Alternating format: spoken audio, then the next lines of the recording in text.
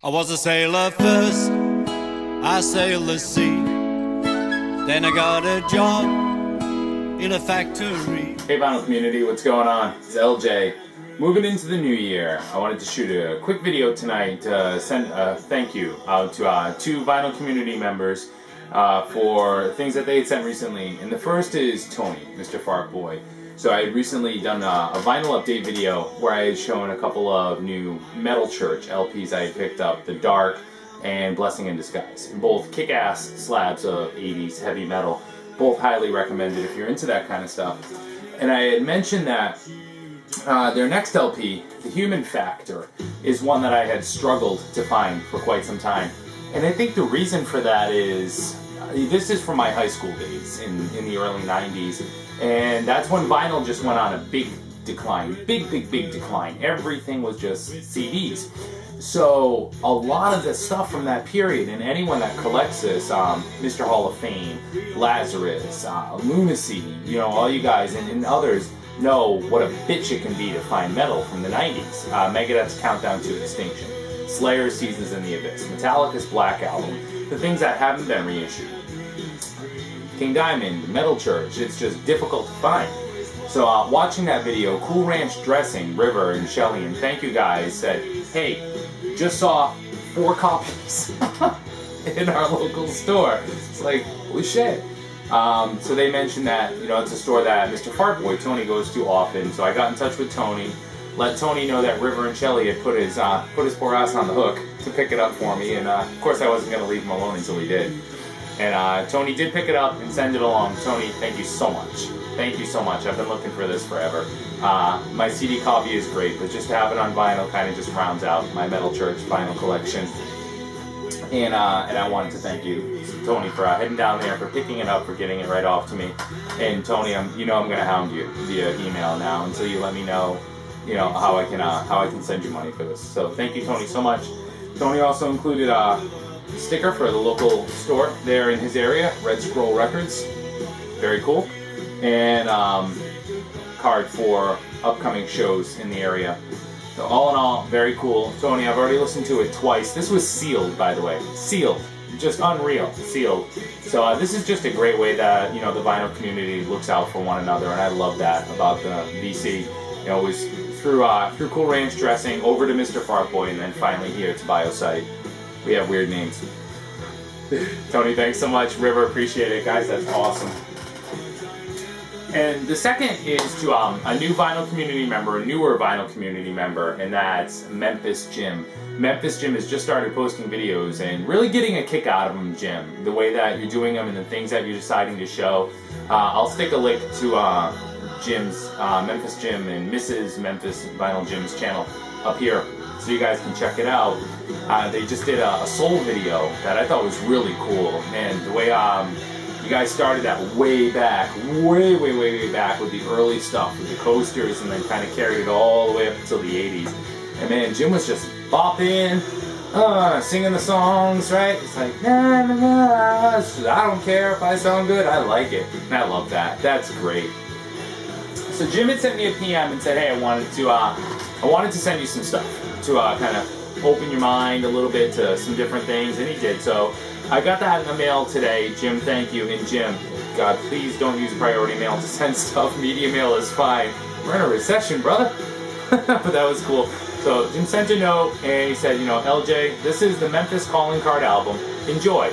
And behind, please find some singles I thought you'd enjoy. Best wishes in 2012. So the singles that Jim sent real quick, and these are very cool. Jim obviously has watched more than one of my videos and knows me. So we have Billy Squire, The Stroke, Killer Picture Sleeve. This is Saga, On the Loose. Saga is early 80s. I would say it's Rush-like metal, Thinking Man's hard rock, hard AOR. And this is On the Loose, which is my favorite Saga song. Very cool picture sleeve for Blue Oyster Cult, Burning for You, from Fire of Unknown Origin. Aldo Nova's Fantasy, love some Aldo Nova. And Whitesnake's Here I Go Again. So all very cool singles.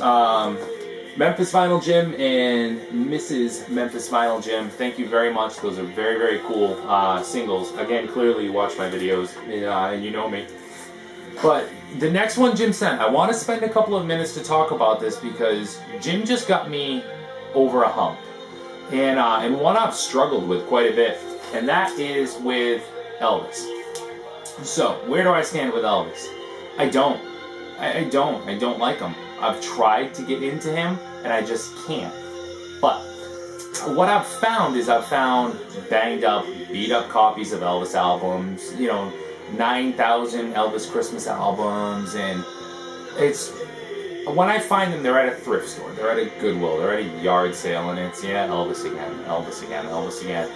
I've just struggled with Elvis for years and years and years and years and years. My parents weren't huge fans, so I've never really gotten into him.